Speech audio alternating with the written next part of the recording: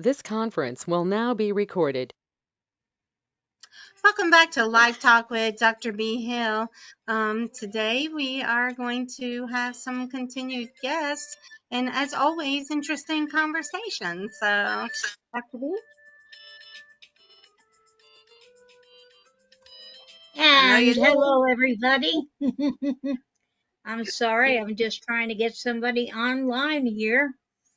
Let's see here. And we have Dr. Smith is here.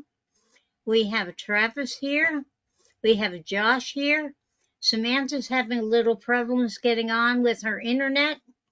And we should have another guest with us today. But we'll just get going. And if our other guest is able to get in, then we'll stop and say hello and let her tell her story. And here we go. Dr. Smith, would you like to take it away? B, it sounds like you've got a lot going on today. So real quickly, I'd like to run through uh, uh, a number of slides, and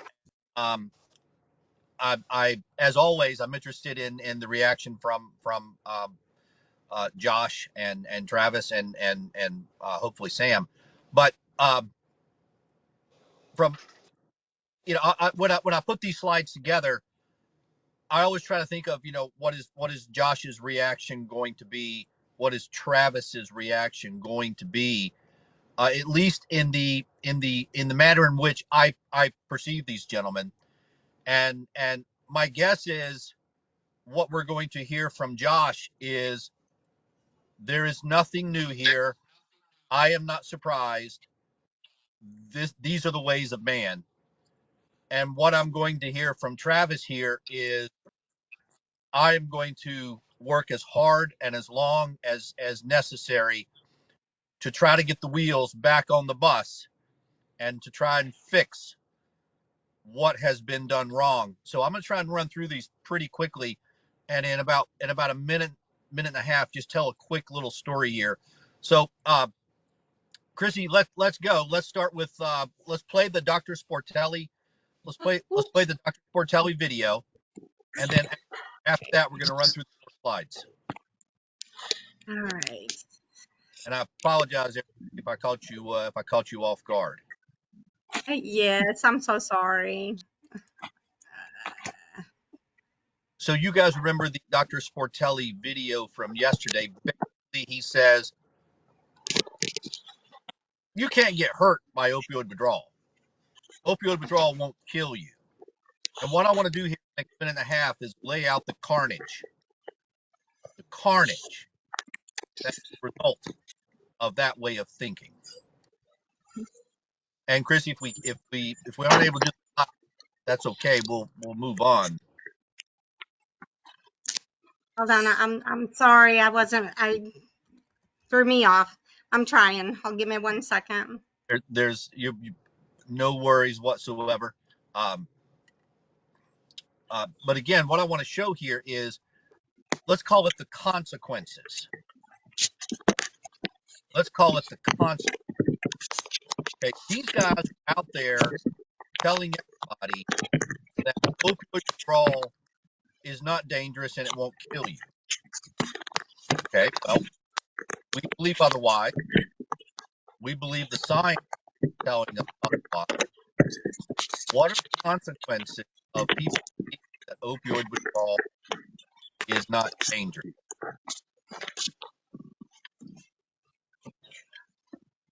You know, Chrissy, sometimes the software just won't let you show a slide or play a video. Is that what you're running into today a little bit?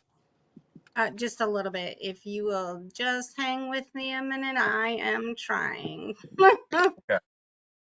And we remember Dr. Sportelli from the video we saw yesterday. Uh, uh, Perfect hair, perfect features, uh, uh, perfect clothes. Sure. Everything about this guy is just absolutely perfect. Perfect And then, of course, lie. Until he talks. until he talks, and then his words are the opposite of what we believe the science is telling us. Correct. Welcome, Samantha. Thank Hey, you. sis. I see you're in your car. I am. I was having laptop problems for some reason. It wasn't wanting to connect to the internet, so I had to jump on my phone. Wow. All kind of issues this week. Yeah. I think everybody had problems today. It was kind of Yeah. funny for me too. It booted me off twice and then froze up a second ago. So Oh, here There There we he is. we go. go. here we Here we go. go. Okay.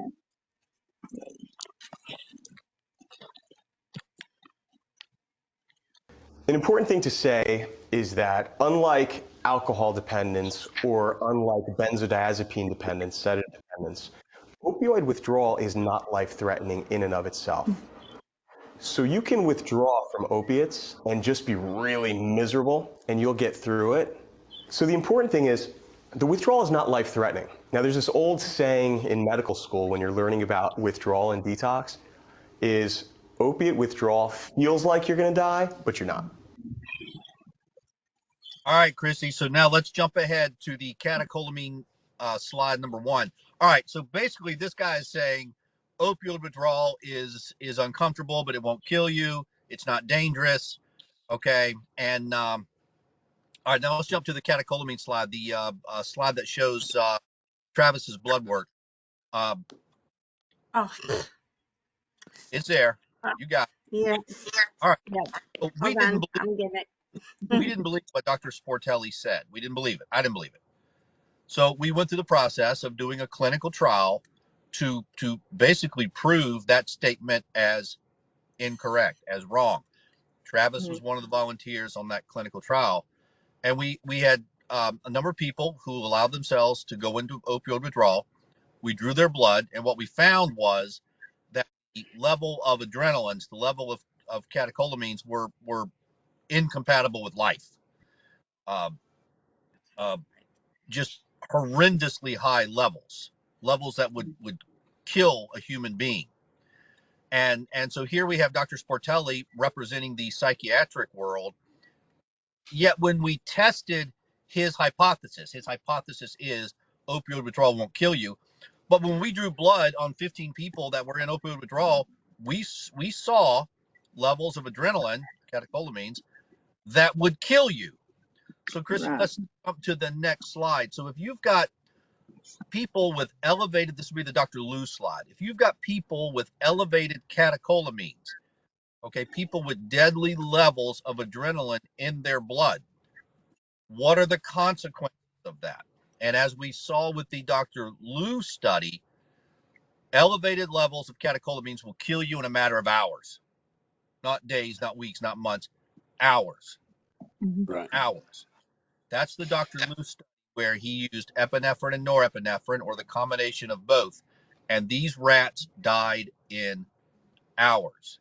So if Dr. Sportelli is wrong and we're right, and people who are going into withdrawal are at risk of dying from a catastrophic cardiovascular event, what would be the consequences of that? And Chrissy, if we can't get the Dr. Lou slide, let's go ahead and jump ahead to the American Heart Association slide. Our theory was that if we're right, and we believe we are, that we should see a enormous surge in cardiovascular deaths in the United States. And so the next slide we want to look at is the American Heart Association slide from 2019. The data is important because it's before COVID. And this is a slide that goes back decades. But you can Whoa. see on the far right there, Moon. okay, the number of deaths. And if you look at the slide closely, you'll see this is a slide of deaths over time. Okay, how many deaths each year? And as you can see on the right there, the number of deaths had been going down really since the 1960s. Okay, the cardiologists were getting better and better and better. And then on the far right there, okay, beginning in about, I don't know, 2000, you see that 1996. cardiovascular deaths sharply go up. Our theory is that those are people who died of a heart attack or a stroke, cardiovascular deaths, heart attacks and strokes, rupture of the aorta, heart attacks, Yeah. strokes. Those are people who died in opioid withdrawal. And in fact, Right. we predicted that so many people would die that U.S. life expectancy would fall. So, Chrissy, if we can jump ahead to the last slide, and the last slide is an article from 2020, Dr. Mehta 2020, that says right there, you can see it. And Josh, can you see that? Okay, Yeah, I'm zooming in now, Dr. Doug. Josh, do you see where it says U.S. life expectancy stalls due to cardiovascular disease, not drug deaths? Wow. Yes, sir. I see that. Yes, sir. Travis, that also. Yes, yes, I do. Sam, you still with us? You there? I do. Yeah, I see it. That also. Yes. Okay. My world is a simple world. Up is up, down is down, left is left, right is right. I keep things in my world simple. Mm-hmm. Okay? Happier that way. To me, what you guys are looking at right there is the consequences of Dr. Sportelli's words. Right. That to me are the consequences of Dr. Sportelli's words. And when I sat down and I looked at this, and I looked at his beautiful clothes and I looked at his perfect hair, and looked at everything, and you know, I don't know Dr. Sportelli, but he seems to be, you know, I would guess he's somewhat of a prideful individual, and he certainly seems to be impressed with his knowledge. And I, you know, I wonder what, you know, pride goeth before the fall. I don't think Yes. that's actually in the Bible, but I think the Bible does have some things to say about pride. Um, Yeah. I listen to It, his words, and I look at this, and I'm in disbelief. So I'd like to go back and listen to Dr. Sportelli one more time. But before we do, what do you guys think about this? Am I off course here, or do you see no. the consequences of his action?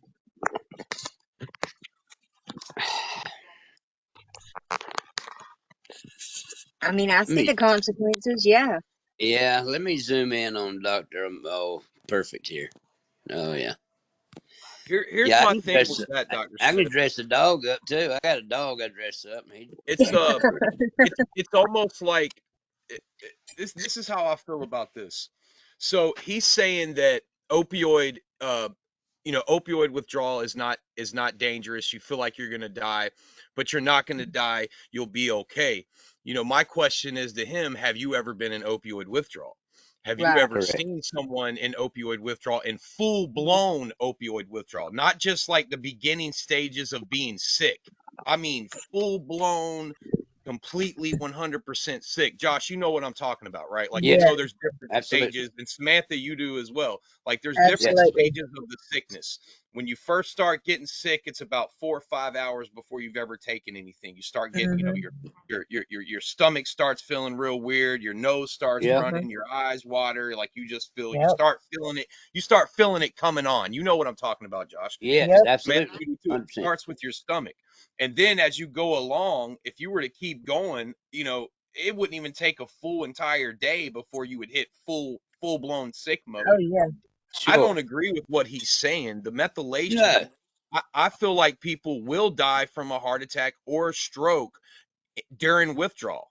I feel like it's Sure. 100% true. I feel like that the science will back that up. And what he's saying is dangerous to society because you're misleading people into telling them that, don't worry. If you ever get addicted to opioids, don't worry because you can get off of them and you won't die. All you got to do is just fight through the sickness and you'll be okay. That's Mm-hmm. pretty much what he's doing. And Yes. that's not logical to me. That's not safe for anybody because he needs to tell the truth about what's really going to happen to you. And the fact is Right. that if you take this medication, you're going to poison your DNA. You're going to have methylation in your DNA. And not only that, Absolutely. you're going to be sick without this medicine. this medicine will destroy your life. This medicine will kill you. And it almost seems like they're trying to separate themselves at any cost. They're like, okay, well, we'll just tell people that, you know, how am I trying to word this? But it's like they're trying to separate themselves from saying the medicine is bad for anybody. Like that way they can still sell their medicine. That's almost what I'm seeing here. Like, let's tell them it's even withdrawing off of it, it can't kill you. It is addictive, but the withdrawal symptoms won't hurt you. All you have to do is fight through it, and then you can live your normal life again. So it's almost like they're trying to make it okay to.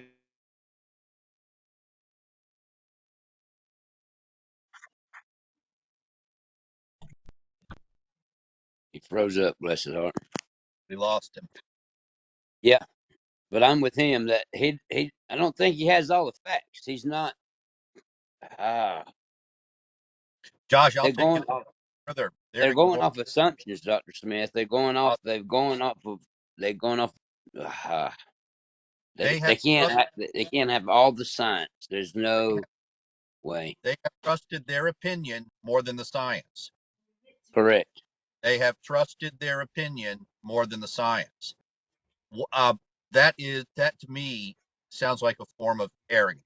They have trusted their opinion more than the science. Right. And you was correct. Pride doth go before destruction. That is biblical, Dr. Doug. It is? That is exactly biblical. Yes, sir. It says Okay. All right. Well then, Josh, I think you're looking at it right here. This man Yeah. strikes me. Yeah. I don't know him, and I it just his mannerisms, his tone, his inflection, his way of dressing, everything about him strikes me as the pride that will go before the fall. Sure. I mean, as I said yesterday, and what I said, and Travis wanted me to break that Bible verse down. Those will be first. Will be those are how does that? Those are first in this world will be last in the kingdom of God. And to break it down, the proper way is they can seek power, they can seek everything they want to in this world. But when the Lord comes back, He will be in all power. They will be at the very bottom if they are born again. And I think I'm even breaking up, Dr. Doug. But that's the biblical. Uh-oh. We are off of it. You're there. I can hear you. Oh, sorry. But yeah, that's what it is. They will have power here, but they will be the only power to come is Jesus. And so he'll be the ultimate power. And that's what I mean. The first will be last, and last will be first. What we're looking at here is simply mind blowing. Yes, sir. Okay. I agree. We're looking at something so severe that life expectancy in this country has fallen. And the reason life expectancy in this country has fallen is because hundreds of thousands of people have died from either a heart attack or a stroke due to the adrenaline toxicity that happens in withdrawal. And while this is happening, these guys are out there running around still saying opioid withdrawal will not hurt you. Opioid withdrawal will not kill you. Right. I listen to that and I recognize I'm looking at something of historical significance. You know, there are three things, as Buddha said, there are three things that will always come out: the sun, the moon, and the truth. Yeah. Okay. Eventually the truth is going to emerge. It Sure has it not will. yet. It hasn't yet. And I find myself wondering, when the truth emerges, what are these guys going to say? Hundreds of thousands of people have died. What are they going to say? Oh, my bad. Sorry. Yeah. What? They're going to start pointing fingers, Dr. Smith, is what I believe. I'm with Travis. I'm not saying, and I do say that, yeah, it's been prophesied, and yes, this is what mankind does. But the bus can still be righted, like Travis. I'm with Travis. We still can. This has got to get out to the masses. This information, this this science, this our voices. We got to get out to them and then see what they say. They can't argue with science, Dr. Doug. You know that. They're denying science. They are Well, denying. eventually they're not going to be able to deny science. That's the Correct. whole thing. Like, I feel like once we're CLIA certified, FDA approved with the Smith test, and we keep on pushing on with our lawsuit, I really feel like they're going to have no choice but eventually to say, okay, guys, we made a mistake. We have some new scientific evidence, and we missed this back then, but here it is. If you really look back in history and time, it's always happened like that with some things that people didn't want to admit that they made a mistake. Correct. It'll happen. They're going to be forced to pretty much say, hey, listen, we missed this. Here's the scientific evidence. Let's fix it. Let's do what we got to do to do the right thing now, because eventually they're going to have no choice. But right now, what they're doing is they're separating themselves from anything bad, meaning that, okay, well, we're not going to admit that our medicine's bad. We're not going to admit that our medicine it was not properly tested. We're not going to admit that it methylates your DNA. We're not going to admit all this stuff because it's showing that we're at fault and we can't afford to do that. It's a liability for a big company like that. But eventually, with this science, they're going to have to. They're going to be forced to come out and say, hey, look, we didn't catch this back then. Here's the scientific evidence, and then they can actually fix it, hopefully. Yes.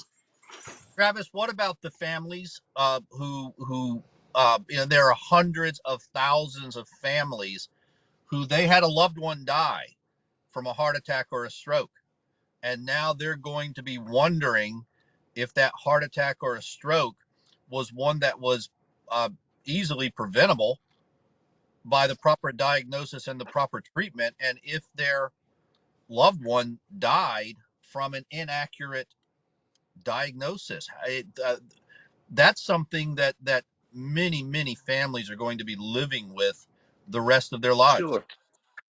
And as you know, we would need more tests to actually, clarify that. But I already Yeah. know with the science that's gonna, we're gonna be able to prove that. And I see, probably in the future another lawsuit coming about for those people.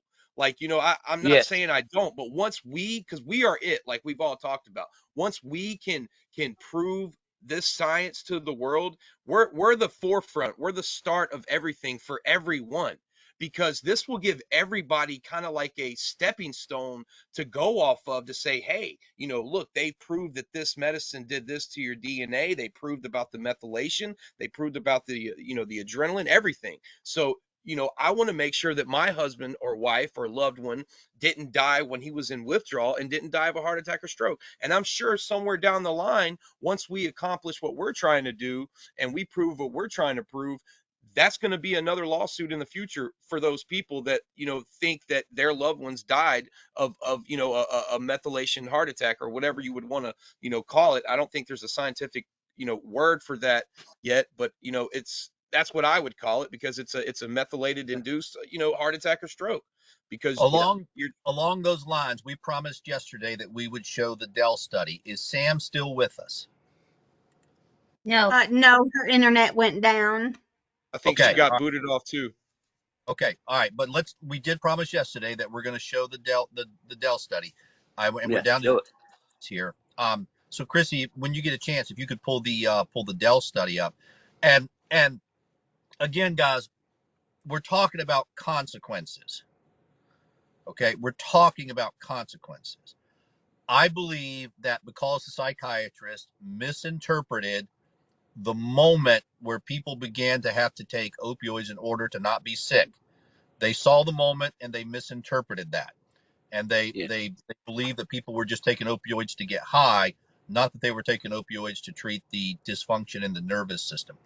There is a consequence of that, and as a consequence of the psychiatrist being wrong, hundreds of thousands of people died an unnecessary and preventable death. I want to go back to the Dell study because it also, to me, is all about consequences. This study we don't know, this study may have been ignored when OxyContin was approved. We do not know Yes. that. We need to know that, because if they ignored this study, I begin to question whether or not they are they have criminal responsibility for That would ignoring be the murder study. in my eyes. If Yeah. they ignored that study, in my eyes, it's mass murder. I'm Yep. sorry. I'm That sorry. Like that it to me, it is complete. If and I'm sorry to get so upset about that, but when you said that, it really struck a nerve No, that's because true. if they knew about this study, and I'm actually getting tears in my eyes because it made me that angry whenever he said that, and I don't know why, but it just really did. That is murder. You know, I, it upsets me because I still feel I go back to one thing, and it's the money. For a yeah, sake of a dollar, Sure.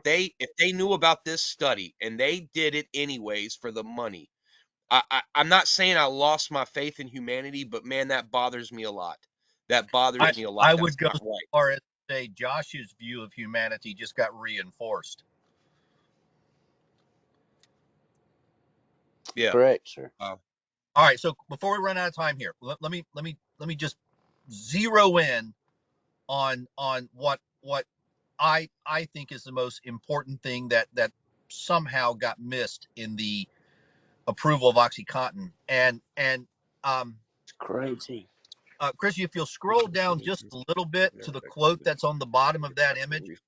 Okay, and guys, when you look at this image, and I encourage everybody to spend some time with these studies. And let me tell you, it took me hours to understand what's really going on in these studies.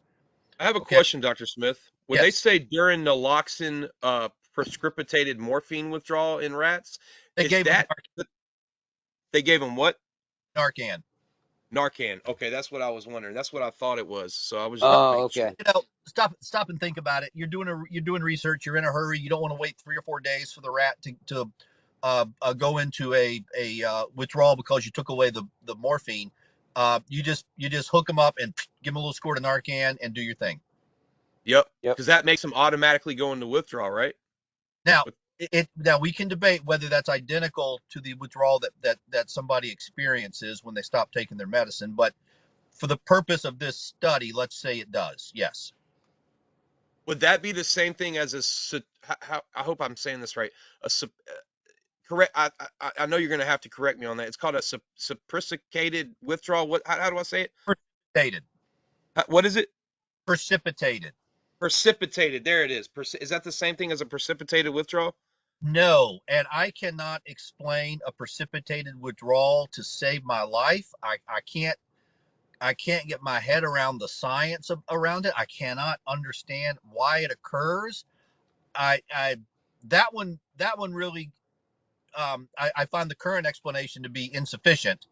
Um, I don't know what causes precipitated withdrawal. Because I was gonna tell you this. When I first switched from Suboxone because I was breaking out into hives when I first was subscribed Suboxone, I was on that for like a month almost. But when I came back for my checkup, I had like these big like things all over my skin, so he took me off of them and put me on the buprenorphine, the Subutex. When he first switched me, I was supposed to wait a certain amount of hours before I took the buprenorphine, and I don't know if I waited long enough.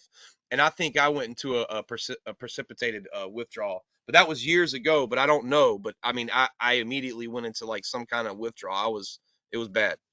I've seen it twice, and it is I would not wish it upon my worst enemy. It looks Yeah, I horrendous. went to the Now, before Chrissy jumps on, jump to the bottom here. Do you see the Yes. number 400? Do you see the number 400? Yes, I do. That's what yeah. Travis, do you see the number 400? 400. Yeah, I see it. Approximately 480% respectively. Yeah, I see it. Okay.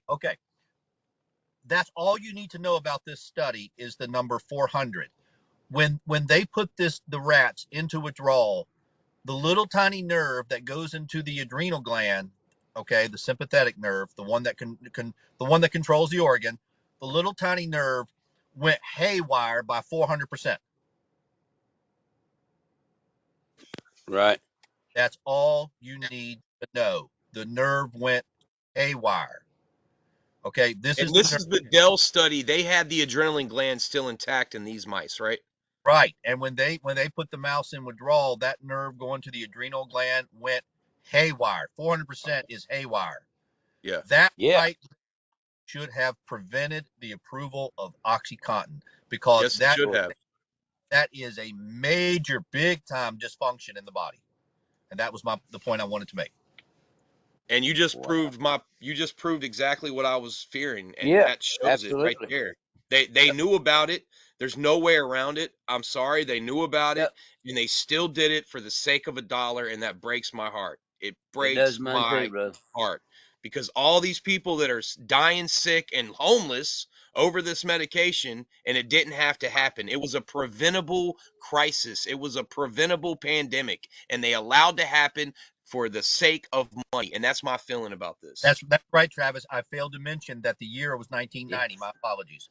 That's still, I mean, that's 33 years ago. They could have, in 33 years, they could have put a big dent in this. They could have really stopped this in 33 years. You're right. You know, it's not about how you start, it's about how you finish. And if you start off and you make a mistake, but you realize it, you can correct it and do the right thing. But, you know, I feel like, you know, I'm going back to that almighty evil dollar. I feel like people are willing to do whatever they can for $1. And I'm You're sorry, right. that's just my beliefs in this country. Unfortunately, that's how people are. And I feel like this is what this is chalked up to. Well, we know this study exists, but hey guys, we got to get this medication out here. We've invested billions in this. We can't afford to lose. We'll lose Yeah. everything. We have to get it out on the market. I put everything into this. I could hear them around the table right now, all of them. I put everything into this. I've invested everything.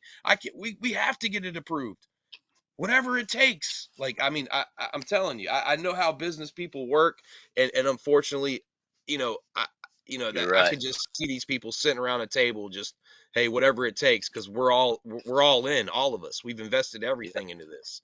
Yep. We have to make our money back. You got Like, to I get it mean, back. I just, yeah, and that's my personal opinion. I can't prove off all of that, but reading this, reading this Dell, the Dell study here, and it was in 1990s. I mean, come on, come on. Right. It's just It's they knew. before. It's before It's before. What's the medicine? Sorry. The OxyContin, OxyContin. I mean, it was 6 years before that even come out. Correct?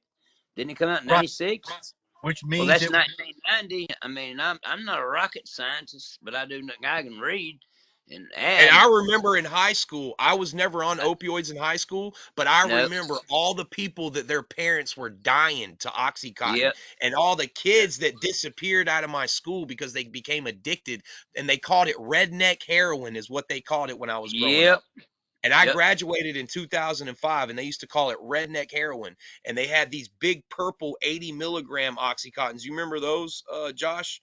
Well, No. I've only seen it. I've only seen them one time, but they don't make them anymore. But I saw them one time. But people were I've seen going it one crazy time, over and it them. was one time I seen it, and it was a 10 milligram pill, and but then I was good night. I was young. I was Yeah, like, I never I did that. I couldn't. never did that stuff back then either. But No, I that only stuff's seen too that purple strong. one. I remember it was a big purple one. It No. was 80 milligrams, and I remember Yeah, I don't. people would kill you over, like, they literally, a landlord of my friends, he had just beat cancer, and you can actually look this up. This happened in Greensboro, right off of Old Burlington Road. This happened like 18 years ago. He had just went into remission. He beat his cancer, but he had those 80 milligram Oxycontins. And I guess he was selling them on the side while he was in chemo.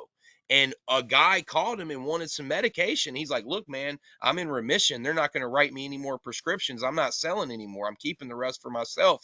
He goes over there and stabs the guy to death and steals his whole bottle. Got capital murder. All Wow. for Oxycontin. I forgot to tell you guys about that. So do I believe people that can kill for opioids? Yes, I do, because I forgot about Sure. that situation that happened.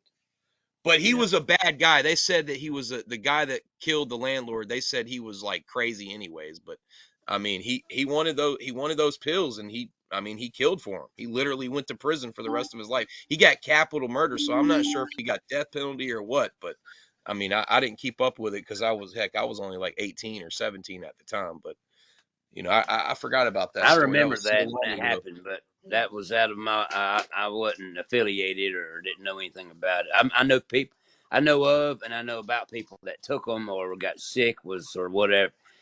I heard and seen it, and I hear about the hillbilly dope and all that Yeah, stuff. It's hillbilly heroin. I'll never yeah, forget it. See, I lived out um, in Greensboro at the time. So that yeah, was, 17, 18 years ago, Greensboro was the middle of nowhere. I'm talking about a, yeah, small podunk town. Now it's, a lot bigger. But, yeah, so back then people, out there in the country, they got bored and man, they were on that stuff like crazy. I do remember that because I used to hear about people talking about it all the time. Like, you heard about that hillbilly heroin? You heard about that redneck heroin? And I'm like, what the heck are they talking about? And they were like, they're yeah, talking about OCs, man, OCs. I'm like, what is OCs? And they're like, Oxycontin, man. And then you remember that rapper Little White? Uh, he was popular back in the early 2000s. He said, "Go on and slip me 2 Xanax bars." Have you ever heard that song? I'm ready to yeah, dig. Yeah, that was from my high school years, so I don't listen to that now. But he talks yeah. about OxyContin, Percocets, all that. Like people were into that kind of music back then and everything. Like just all about pills back then. Like it was crazy. I wasn't Well, involved. I was lucky, but I didn't know it's about that stuff. time, guys. Oh, It's I, time. I hate Time. to say it. oh, I sorry hate guys. Yep. As always, we love to hear the conversation, but always time is running out. So thank you so much for joining us today. Live Talk with Dr. B. Hill every Monday through Thursday, 12:30 to 1. So thank you guys Thank for you, joining us. everybody. I thank appreciate it. y'all. See you Happy I tomorrow. appreciate holidays, guys. yeah. I appreciate